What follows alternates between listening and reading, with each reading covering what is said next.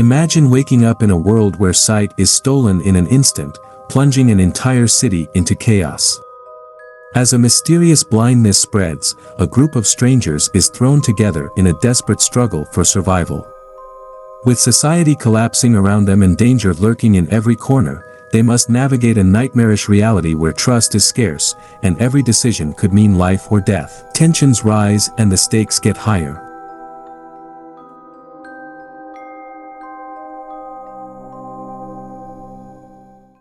The story begins with a Japanese gentleman, whom we'll call Jim. One day, without warning, Jim is suddenly struck blind. Disoriented and panicking, he finds himself unable to see anything but a blinding whiteness. Just then, a man approaches. Let's call him Steve. Steve offers to help, guiding Jim out of his car, but as soon as Jim steps out, Steve drives off, stealing the vehicle. Stranded in the middle of a zebra crossing, Jim frantically calls out for help. Moments later, Steve reappears and assists Jim to a nearby building, leading him into what seems to be Jim's own apartment. Steve asks if Jim needs him to stay until his wife arrives, but Jim, though shaken, declines the offer. Shortly after, Jim's wife arrived home. She immediately noticed a broken vase and saw that Jim's hand was injured. Alarmed, she rushed to call a doctor. As she tended to him, she anxiously asked if he could see anything, but Jim sadly shook his head, confirming his blindness.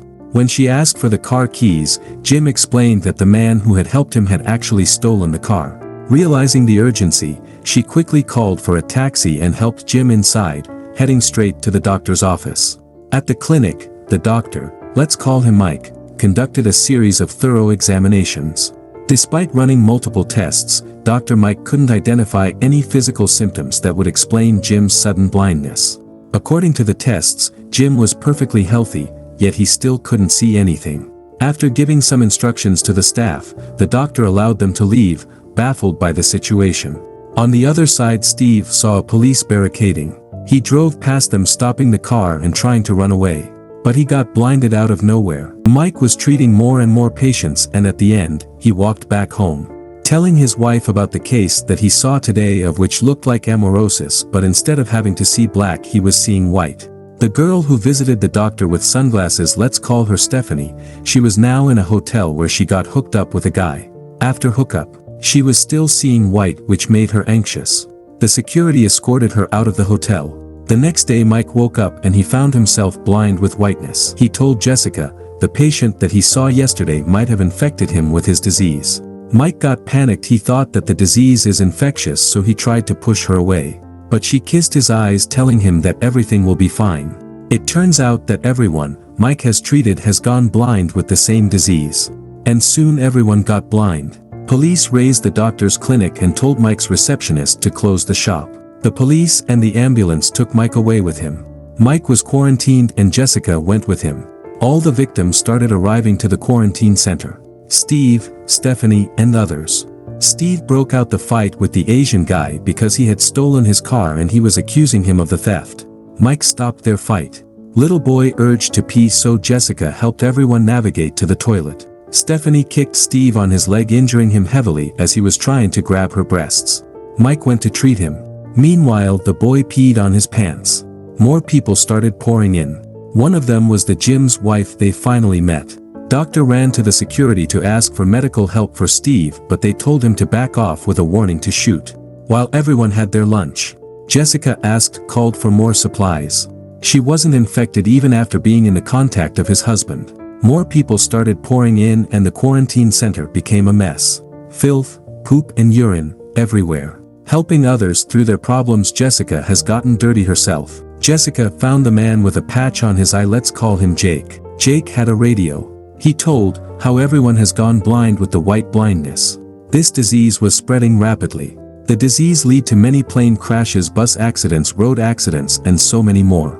The casualties increased due to the road accident, so everyone decided to stay home. The streets were now empty. But still, doctor's wife had survived the infection. They were being told to follow the line, but one of the unfortunate one got shot by the security. Panic surged in. Later, as the casualties were to be buried, security threw a shovel, which Jessica picked up. At night, Jessica went to check on Steve, but he grabbed her shirt, molesting her. She freed herself and ran back to her husband, crying. Steve, somehow, with his injured leg, managed to walk out of the quarantine center. He was writhing in pain. He called out to security and... Fuck! Next day they all buried him. While way back to their ward, Mike told her not to tell anyone that she can still see.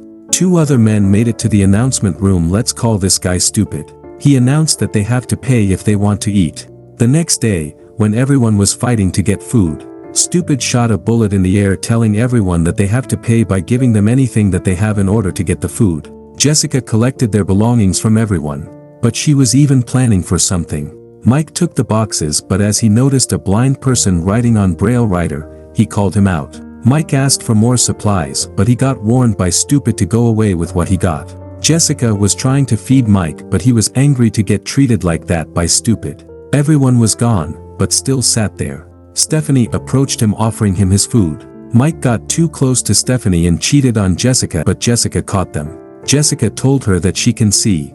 As people have now run short of belongings, Stupid came up with a new plan. Food in exchange of their women.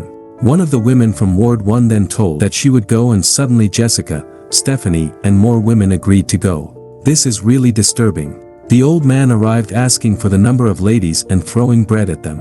All the women started walking towards Stupid's room. They all started stripping them and Stupid tortured Jessica. All the women were being tormented by the men. They even beaten them, one of the women, which injured her heavily. They brought back the injured woman and gave her some water and tried to treat her, but she was dead. Next day Jessica took scissors and walked towards Stupid's ward and stabbed him with the scissor. Jessica then sneaked out of the room.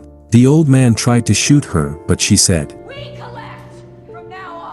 she went back to inform Mike that she had killed Stupid. Meanwhile, the receptionist quietly slipped out of the ward and made her way to Ward 3. There, she set it on fire, causing the entire ward to burn, and everyone inside tragically perished.